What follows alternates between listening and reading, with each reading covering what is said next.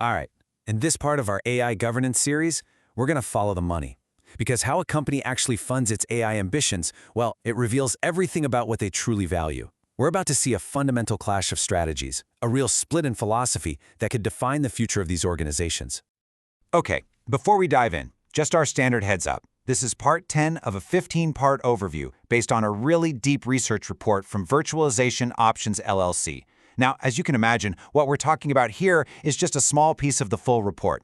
Also, this isn't legal advice, and it doesn't come with any warranty, expressed or implied. All right, let's get into it. So let's start with a really simple but incredibly telling question. When a company decides it's going to pour money into AI, what's the number one priority? What comes first before anything else? Well, the answer to that question basically tells you everything you need to know about that company's DNA. Because you've really only got two paths. On one side, you have companies that are all about the sprint. They want rapid, measurable financial returns, and they want them now.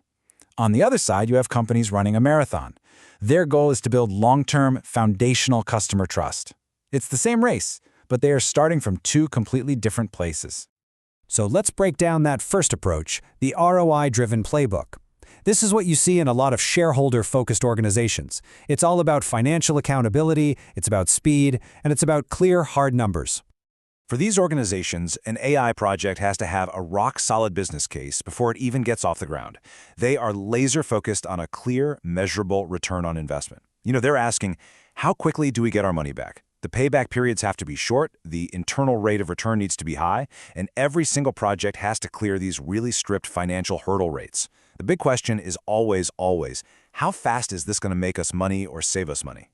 Now, here is where it gets really interesting. Look at how they view things like safety and oversight. The source material puts it perfectly. Governance infrastructure is treated as a cost center rather than a value creator. Think about what that means. Things like making sure an AI is unbiased or that it's transparent, those aren't seen as strategic investments that create value. Nope, they're seen as a cost, a necessary evil to be minimized. It's a calculated bet on prioritizing today's gains over preventing tomorrow's disasters. Okay, so now let's flip the coin and look at the other side of this.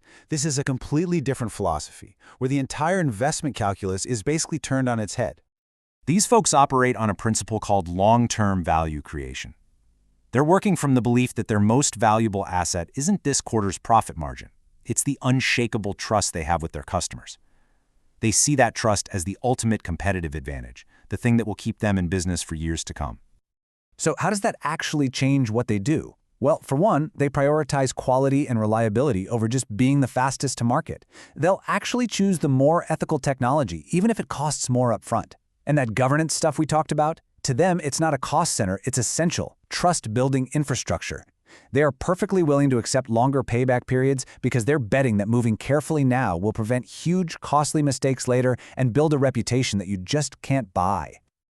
Okay, this all sounds good in theory, right? But talk is cheap. Where do these two types of companies actually put their money?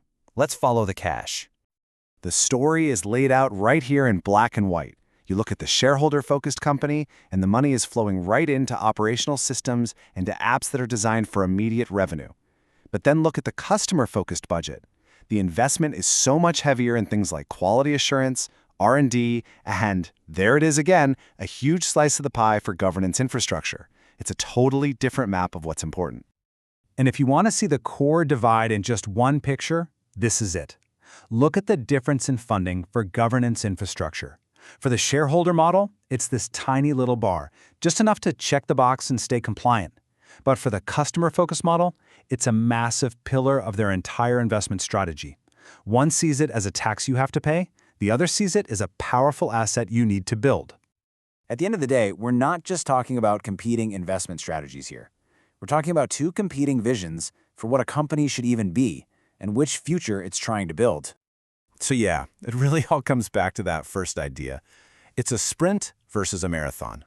The shareholder model is the sprinter, built for that explosive burst of speed to grab quarterly returns and be the first one out of the gate.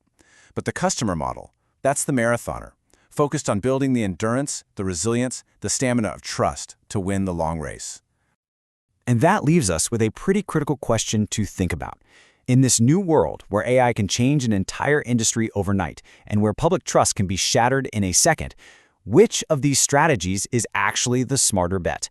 Which approach builds a company that's not just profitable today, but resilient enough to thrive tomorrow?